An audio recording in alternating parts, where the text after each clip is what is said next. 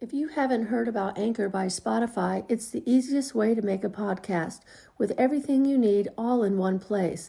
Let me explain. Anchor has tools that allow you to record and edit your podcast right from your phone or computer. When hosting on Anchor, you can distribute your podcast on listening platforms like Spotify, Apple Podcast, and more. It's everything you need to make a podcast in one place. And best of all, Anchor is totally free. Download the Anchor app or go to anchor.fm to get started. That's ANCHOR for the app, or go to ANCHOR.fm to get started. I love using Anchor, and it's how I got started on my podcast, and I highly recommend. So please give Anchor a download and a try if podcast is on your needs. Welcome to Dirty Secrets of Massage. I am your host, Ava, and I'll be telling you the dirty truth about the massage therapy industry, different clients I encounter, and all things massage. Please send any questions or topic requests to dirtysecretsofmassage@yahoo.com. And welcome again. I'd like to give a little update on my dog. And we had a little bit of a rough weekend, and I thought for sure this was going to be the end of him. But somehow along the line, a switch flipped in me, and I was able to sort of realize maybe he has an ulcer, and maybe his hips do hurt him, but maybe he's got a stomach ache because he's a worrywart. And this particular dog has extreme anxiety sometimes. And when people come over and I put him in his kennel, he'll suck on his blanket, kind of like gagging himself with it, and chewing on it. And so I thought, well, maybe he's given himself an ulcer from worrying so much. And so it was at that time I went to my cabinet where I keep all the medication, and I gave him one of my prescripted Prilosec. I had to kind of cram it down his throat, but it's kind of difficult getting an aggressive breed to cooperate sometimes. And he's a rambunctious, rowdy guy, and so you can imagine how much fun this is. And so I got it in him, and then I waited maybe an hour, and he started to eat. And he probably ate one and a half hot dogs. And I gave him some rice and pumpkin and aloe juice all blended together.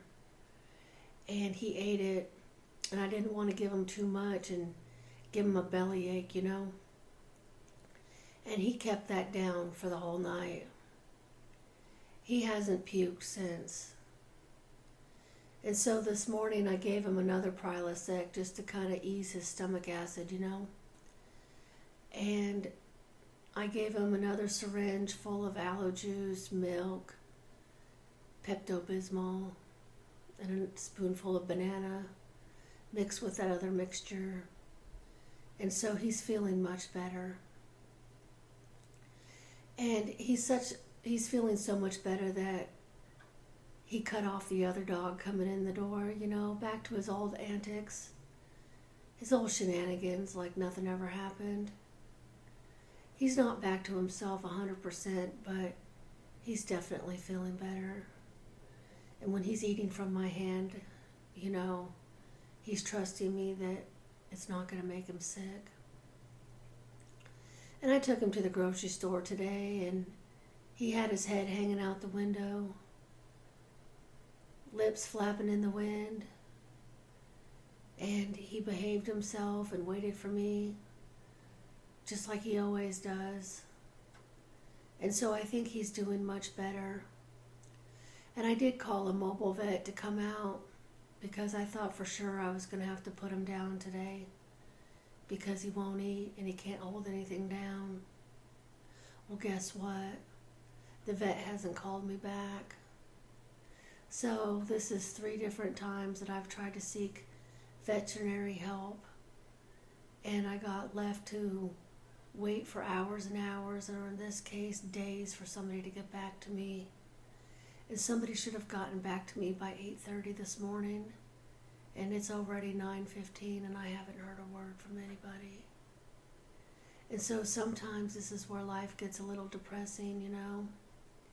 I'm by myself and I don't have much guidance except for my own instincts.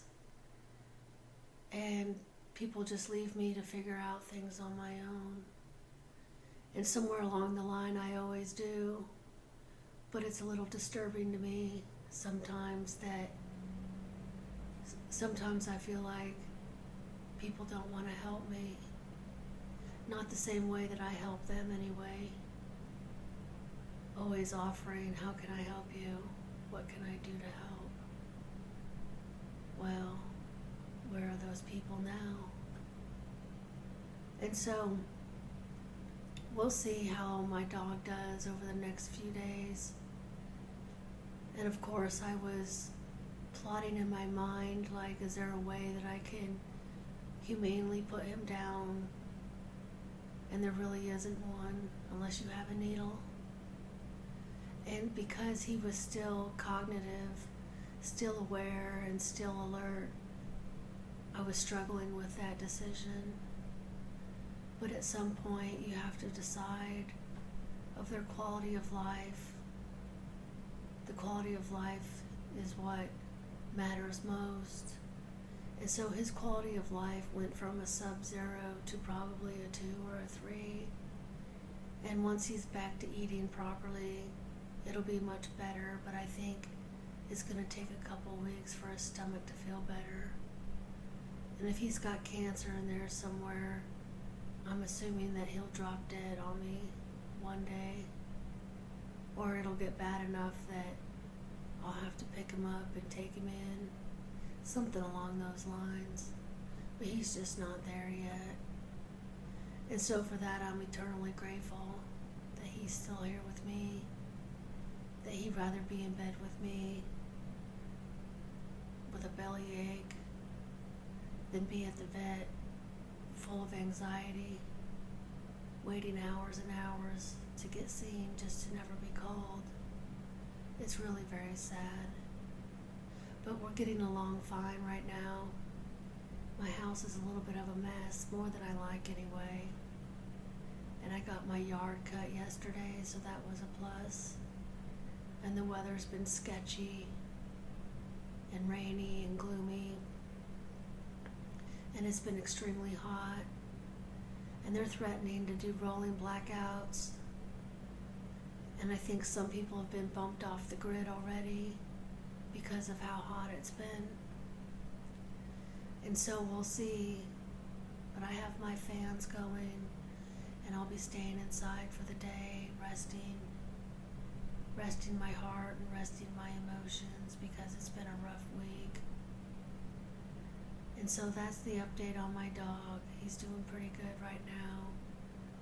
And my other dog is doing fine. And that's about the end of that. Thank you for being concerned and listening.